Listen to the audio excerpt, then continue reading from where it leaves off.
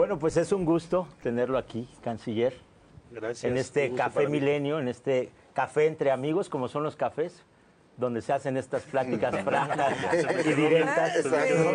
Lo de amigos fue un exceso, pero bueno. No, pero no, sí somos amigos, claro que somos amigos. Bueno, pues fue secretario de gobierno, ¿no? Fue jefe de gobierno, fue secretario de Seguridad Pública, diputado, ha pasado por los partidos más importantes y ahora quiere ser presidente de la República. Bienvenido nuevamente a Azucena, Salvador, Elisa, Alejandro, Víctor, Carlos. Gracias a todos. De su casa. Gracias por la invitación. Secretario, quiere ser presidente de la República, ¿verdad? Quiere serlo. No es la primera vez. ¿Pero le alcanza? ¿Puede? Pues más que, yo creo que de querer, pues muchas veces van a querer. Tú dices, bueno, en primer lugar, ¿qué es la presidencia? Es una gran responsabilidad. Yo llevo 40 años pensando qué es lo que se podría hacer y aprendiendo. Mi primer trabajo fue cuando fue la reconstrucción aquí en la Ciudad de México después del sismo. Había 250,000 personas en la calle, una situación muy difícil. Entonces, siempre he visto que en situaciones extremas, pues puedes encontrar una solución, aún sea muy compleja, ¿no? Y por otro lado, tengo una confianza muy grande en las potencialidades que tiene nuestro país y creo objetivamente que en el escenario internacional actual tenemos una gran oportunidad por lo que se llama, o yo llamo el estrés geopolítico que estamos viviendo. O sea, hace quizá 2 años no sería la misma plática, ¿no? Entonces, para resumir, tienes que tener la voluntad, pero no basta. Tienes que tener los conocimientos y también la formación. Lo que te forma es la adversidad, la complejidad de lo que enfrentas. Y si yo no estuviera convencido de que tengo esas capacidades, no estaría diciéndote esto. Andrés y yo tenemos una relación, ¿cómo la podríamos describir? Hoy en día, pues trabajo en su gobierno, es el presidente, es mi jefe. Pero la relación que tenemos él y yo deviene de 2 trayectorias que son distintas. Yo a él lo conocí, para simplificártelo, en la plancha al Zócalo. Yo era secretario general de gobierno. Tenía yo 33 años, 32. Dormía yo ahí, ¿no? Para atender todas las cosas. Pero al final del día vino la ola en favor de Fox. Entonces nosotros teníamos 4 puntos y algo, quizás 5% en la ciudad. Entonces iba a ser un voto inútil, porque al empezar a polarizar la votación, pues tú podías seguirte y ser inútil tu voto. ¿Inútil por qué? Porque no incides, no defines. Te quedas con un diputado y ya, ¿no? Entonces dijimos, bueno, ¿qué hacemos? Entonces yo dije, vamos a apoyar a Andrés Manuel. Razones. ¿Cuáles son las razones? Tiene el planteamiento que se está haciendo desde la izquierda, es muy importante que se fortalezca, porque si no México cada vez va a ser más desigual. Es muy conservador el enfoque que hay. Segundo, es un tipo íntegro, porque ya lo había yo conocido. Y tercero, podríamos coincidir con lo que él representa en algunos de los puntos más importantes. Influir también. Y de ahí viene toda esa historia. Perdón la explicación, pero si no la doy, pues no se entiende. Y así fue como llegamos a tener una relación basada en el respeto y la confianza, pero cada quien tiene sus ideas y su forma de pensar. Ahora, le preguntaba sobre la presidencia porque todos dicen, no lo sé, si usted lo siente así, que la favorita es la jefa de gobierno o el secretario de Gobernación. ¿Le gusta, le parece digno el papel que está jugando usted en esta carrera? Muy digno porque me estás preguntando eso porque tengo una presencia y esa presencia se deriva de mi trabajo. No aspiro a ser el favorito de nada, sino más bien que por nosotros hable nuestro trabajo y tu capacidad. El tema de la favorita ha estado muy insistente desde hace 1 año y medio. Pues habría que preguntarle a la presidenta, ¿no? Porque eso pues solo él lo sabe, si tiene esa predilección o es su favorito. Pero me parece muy interesante que tu argumento sea que eres el favorito. Mi argumento no es ese, mi argumento es mi trayectoria, lo que sé hacer, lo que he hecho, lo que me conmueve y lo que en la vida diaria he podido hacer. No es un argumento, es un hecho. Lo que decide el presidente pesa, es un presidente muy popular. Pero si tu argumento es que eres la favorita, imagínate. Y su acompañamiento pesa, ¿no? Por ¿Ayuda sí. o no? Pero Pregúntale a tendrías que Monreal. preguntarle a Andrés Manuel, oye, ¿tienes tú una favorita? Creo que ahí viene el tema de todo esto, la encuesta. Lo que sucede es que mucha gente dice, va a decidir, o se cuestiona, va a decidir Andrés Manuel López Obrador a través de una encuesta cuestionable por los propios integrantes de Morena, como han sido las anteriores. Ese es el tema.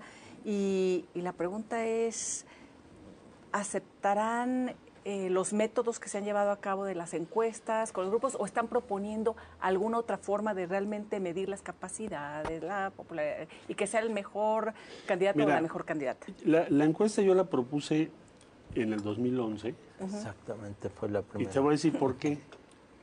Porque todas las elecciones en la izquierda, no sé si en los otros partidos, porque el PRI no tenía elecciones o muy rara vez, pero en la izquierda terminaron en grandes desastres. Sí. ¿Te acordarás aquel pleito entre unos y otros?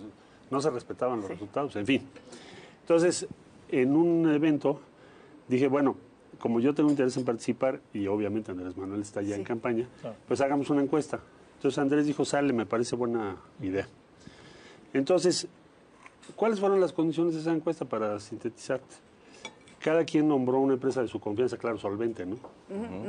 Se puso una empresa supervisora que ambos aceptamos y se definieron preguntas que ambos aceptamos.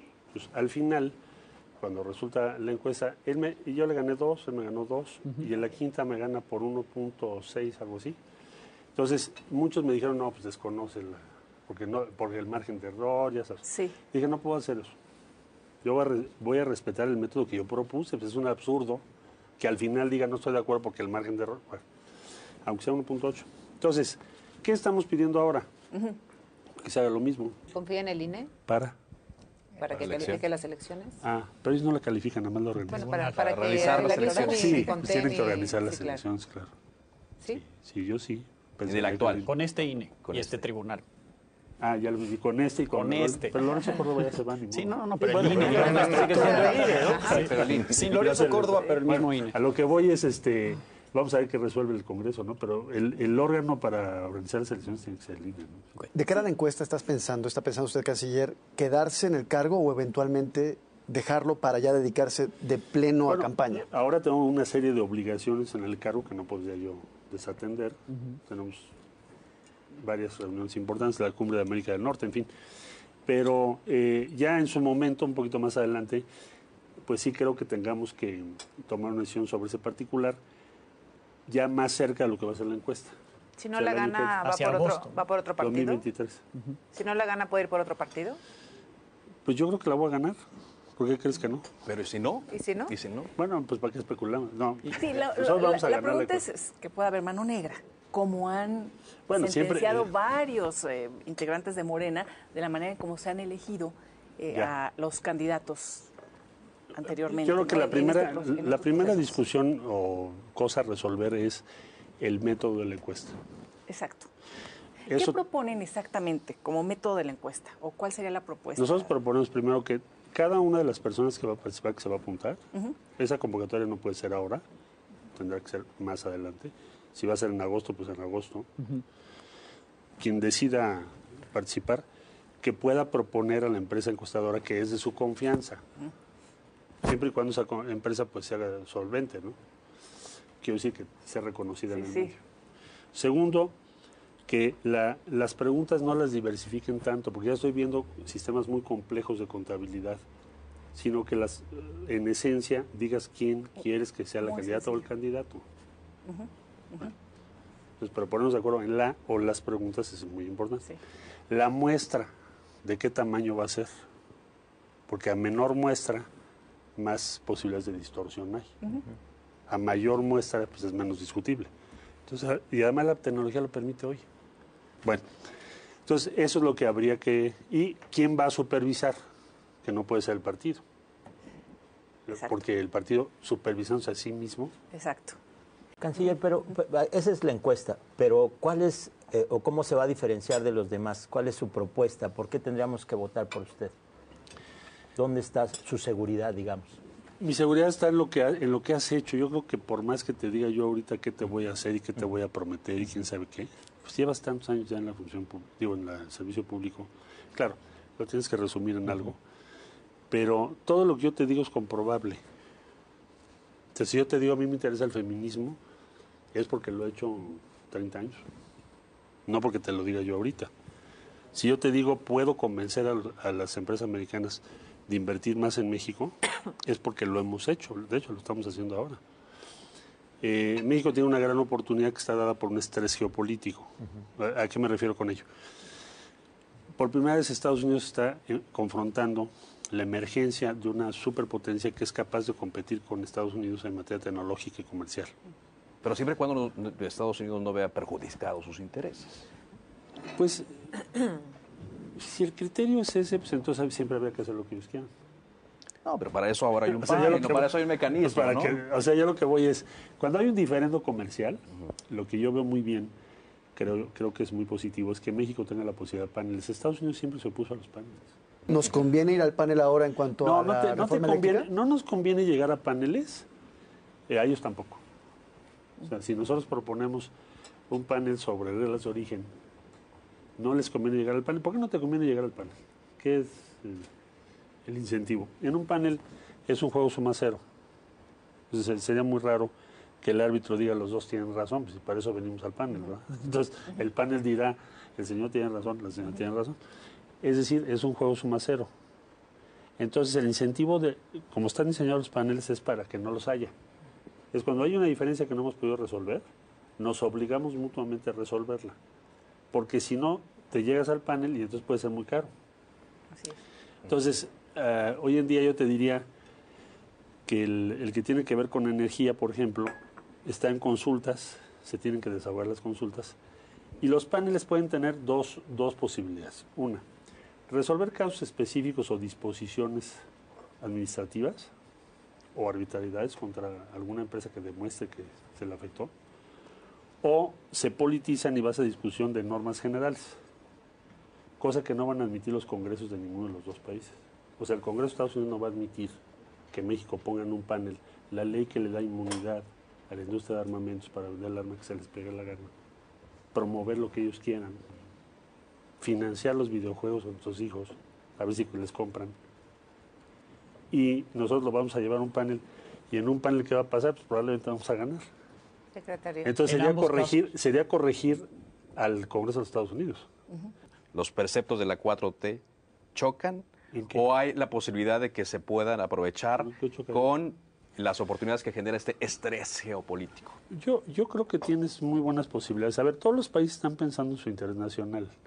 Francia acaba de comprar el 15% de electricidad de Francia.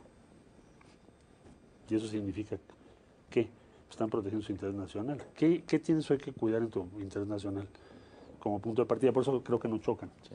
Todos los países están cuidando su seguridad energética y alimentaria. Todos. Con diferentes tipos de medidas, que es mucho de lo que ha sido la agenda que ha defendido el presidente López Obrador. Sí. Entonces yo lo vería coincidente en ese sentido. Ahora, ¿qué es lo nuevo que tendríamos que hacer? Pues tendríamos que, el presidente les propone a los americanos, oigan, integremos cadenas de valor. Pues no veo ningún choque con la 4T ahí, vaya, es una propuesta del presidente López Obrador a Biden. Por eso reanudamos el diálogo económico de alto nivel. Ahora, ¿qué tenemos que hacer? Llevarlo a una escala mucho mayor. Tenemos poca vinculación con el este de Estados Unidos. Si de lo que se va a relocalizar, vaya, ¿qué pedazo quieres del pastel para México? Vaya, si fuera el 11%, México crecería más del doble. Más del doble. Si fuera el 11% de lo que van a relocalizar, creceríamos más del doble de lo que estamos haciendo ahora. Vamos por eso. Lo tenemos enfrente. Hablando de los intereses de México, secretario, ¿por qué aceptamos que nos devuelvan venezolanos? ¿Por qué México cedió en eso? Entiendo lo de las visas que se van a dar para mexicanos y centroamericanos. No nos devuelven. ¿Por qué? Para empezar, en primer lugar, cruzan por México. Sí. ¿Por qué cruzan por México? Primero, pues, vienen desde países, no solo venezolanos, cubanos, nicaragüenses. Entonces, ¿por qué vienen? Por los problemas que hay en sus países. ¿Qué es lo que hace México? México pues, les ofrece refugio. Llegan a los Estados Unidos y Estados Unidos tiene una norma que se llama Título 42. ¿Quién la puso? Trump, marzo del 20. No sé por qué te sorprende, porque llevamos desde marzo del 20 que nos regresan todo tipo de personas. Ahora, ¿qué opciones tiene México? No es un tratado, es una disposición de Estados Unidos. ¿qué haces con las personas? Imagínate tú el escenario en el puente que les digas, no te admito. Oye, abre un camino para que las personas que quieren ir a Estados Unidos no tengan que hacer todo este calvario que hoy están haciendo y que te puedan llenar una formita. Tú la evalúas y déjalos, porque de todas maneras los que llegan, de 10 que llegan, no vas a regresar a ninguno. Entonces, lo interesante aquí es que Estados Unidos dijo, bueno, ok, a ver, vamos a probar esto que estás tú diciendo. Eso no se había podido hacer antes. Nosotros hemos insistido mucho en eso. Entonces, sí accedieron a hacerlo.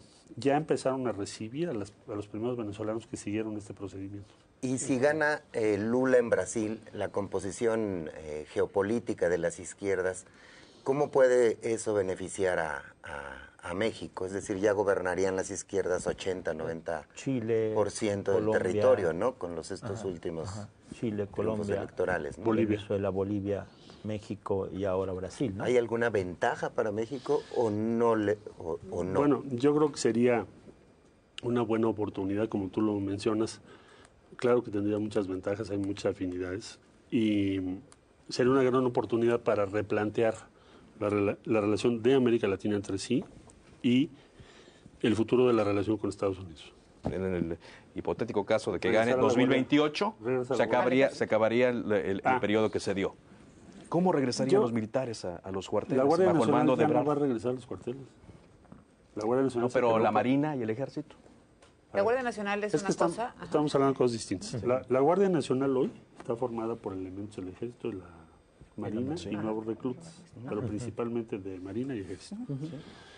No, a ver, esto lleva 4 años, amigo. Sí. ¿Tú crees que en 2 años o en 4 podríamos derrotar a la delincuencia de todo el país?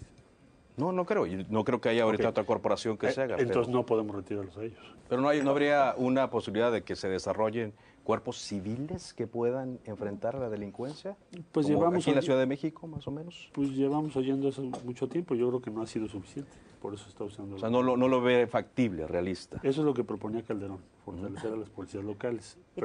Y tener al ejército en la calle.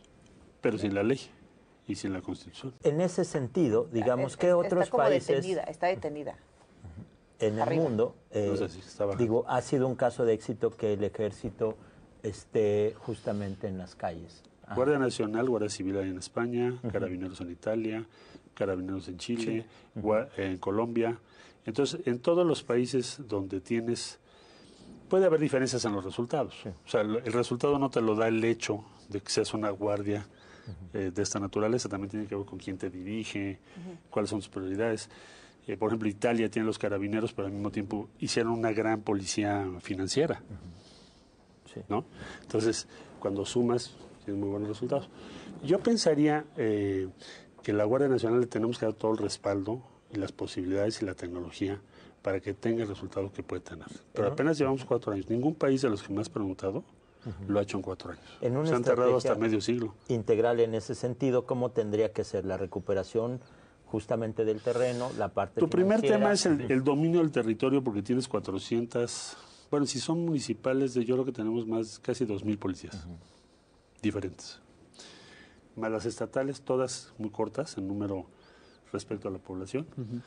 Y ese era nuestro sistema. Y la Policía Federal con 20,000. Y el Ejército con incursión, siempre en tensión con la ley.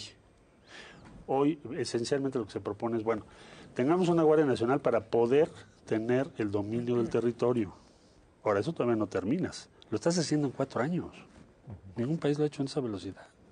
Entonces, ¿qué necesitas hacer los 6 que siguen? Canciller, usted nos decía ahorita sobre los temas en los que daría continuidad en la actual administración, por ejemplo, seguridad. El Guardia Nacional. Ese sería uno. Otros elementos. Pero la obligada es el contraste. ¿En qué cambiaría? ¿Qué le gustaría mejorar? ¿Dónde le gustaría imprimir su propio sello a una hipotética administración? Yo creo que tienes una nueva coyuntura internacional. Tienes un estrés geopolítico importante. Vamos a vivir aguas procelosas. La tensión entre las dos superpotencias te va a reducir márgenes y te va a dar otras oportunidades. Es decir, el grado de complejidad del escenario internacional va a ser muy superior. Ahí tienes riesgos grandes para México y también oportunidades significativas. Tenemos que aprovecharlas. Acabamos de invitar al presidente de Alemania Alemania está pensando mover plantas, integrar de otra manera la seguridad energética del país y su industria. Bueno, entonces, ahí vamos a tener que hacer muchas cosas porque la realidad está cambiando muy rápido. Este sexenio tuvimos muy malas tasas de crecimiento. La realidad es que no vamos a tener salud? No, me refiero del economía. PIB, del Producto Interno Bruto. ¿Qué cambiaría usted económicamente para que la economía vuelva a marchar? Pues tuvimos la pandemia, hemos estado todo el mundo más o menos en cosas parecidas, hasta China tuvo un desplome muy grande, siendo la fábrica del mundo. México sale de esto con mejores números que la mayor parte de los países. ¿Números en qué sentido? Tu equilibrio fiscal es muy importante, el nivel de deuda es bajo respecto a... bueno, pues por eso cayó ahora la primera ministra de Inglaterra. Sobre endeudamiento, dijo voy a bajar impuestos, hizo crisis. Entonces, creo que vamos a tener muy buenos números desde el punto de vista de equilibrio fiscal y de posibilidades de crecimiento por el estrés geopolítico que veo en el mundo. Es decir, sí tienes posibilidades de atraer un flujo de inversión de relocalización de empresas mucho mayor a lo que tuvimos estos años por la pandemia y otras circunstancias. ¿Qué haría con el tema de salud? Se destruyó el Seguro Popular, no se pudo lograr el INSABI, ahora es el IMSS Bienestar. El presidente ha reconocido que no ha logrado un sistema de salud digno para los mexicanos. ¿Cuál es su objetivo? Necesitamos consolidar un sistema universal de salud. Porque México, estamos en una situación compleja, ya lo ha explicado el presidente, que son diferentes sistemas. O sea, creaste el Instituto Mexicano de Seguro Social, que son derechohabientes. Entonces, si tú no tienes trabajo formal, pues no tienes acceso. IMSS Coplamar es una iniciativa interesante porque lo que hace es abrirlo a toda la población. Bueno, y luego tienes el sistema del ISSSTE para todo el servicio del Estado. Y luego tienes el servicio abierto que vendría siendo INSABI, o sea, los sistemas de salud estatales. Entonces son diferentes sistemas y diferentes métodos de financiamiento. Lo que propone el presidente es, bueno, vamos a ampliar la cobertura de IMSS Coplamar, integrar algunos estados que se incorporen plenamente. Es imposible que lo termines en 6 años. Entonces, sí o sí, el próximo gobierno tiene que tenerlo entre sus prioridades, y sobre todo si es de izquierda, tener un sistema universal de salud, consolidarlo. Crear uno, continuar con lo que se está haciendo hoy, regresar al Seguro Popular. Continuar con lo que tiene, no, el Seguro Popular ya no sería opción. No, continuar con lo que estás haciendo, nada más que pues te faltan varios años para poderlo consolidar, no lo puedes consolidar tan rápido. ¿Continuidad a refinería, AIFA, Tren Maya? Hay que consolidarlos. ¿Va a continuar? La refinería estará terminada para entonces. Yo creo que fue una decisión acertada del presidente, fue mucha discusión sobre ello. Y ahora te ha permitido tener los precios controlados de la gasolina. O sea, no porque la refinería esté funcionando, sino se compró la de Deer Park. Pero la línea de tener tu propia refinación, tu autonomía en gasolinas, pues es lo que están haciendo ahora casi todos los países o buscarían hacer por el estrés del que estoy hablando. Entonces hay que consolidar, seguirá trabajando la refinería. El Tren Maya es un gran proyecto y pienso que estará terminado para el 2024. ¿Cuál sería su propuesta, perdón, la última, de su obra del sexenio, en caso de ser presidente? ¿Qué es lo que ve? Yo creo que tendríamos la oportunidad de hacer una inversión en infraestructura, a lo mejor no en esas grandes obras porque ya están hechas o ya están programadas, el transísmico también, consolidarlas. Espero que el tren a Toluca ya se haya terminado, consolidar todas esas, pero tener una recuperación de la inversión, también en inversión de infraestructura para los próximos 6 años, porque quizás sería posible por el ritmo de crecimiento que se pudiera lograr. Canciller, todos estos planes pasan por la prueba con la que iniciábamos. Pasar la encuesta, ser el candidato de Morena. En caso de que usted no sea, o en caso de que usted sea, ¿convocaría a la unidad? ¿Se ve posibilidades de una ruptura? Yo pensaría esto, mira, si hay una encuesta como la que estoy platicando, que ya hicimos en el 2011, no tiene por qué haber ruptura. Porque ¿qué argumento puedes tener? ¿Qué es lo que puede provocar tensiones, dificultades o conflictos? Pues el abuso, el uso para favorecer a una candidato o a un candidato. Que ya está pasando, demás, usted lo ha dicho. El poner en entredicho eso sí puede poner y crear. De hecho, ya lo denunció Malú Micher, decía que no había piso parejo en Morena. ¿Ya lo siente que ya hay piso parejo? Le estamos insistiendo a Morena, a la dirigencia de Morena, que no permita que se vaya a crear tensiones y divisiones internas en el proceso, pero todavía no empieza. Pues con eso cerramos. Muchísimas gracias. A Gracias ustedes, por- no, gracias a ustedes. Gracias. No desayunaron nada. No, hombre, pues, Ahorita ya. por favor. Estaba mejor la plática ahorita. Tráiganme topper. Bueno, pues nos vemos hasta la próxima, en el próximo Café Milenio. No lo muerdan porque es de Tuilería, canciller. ¿No?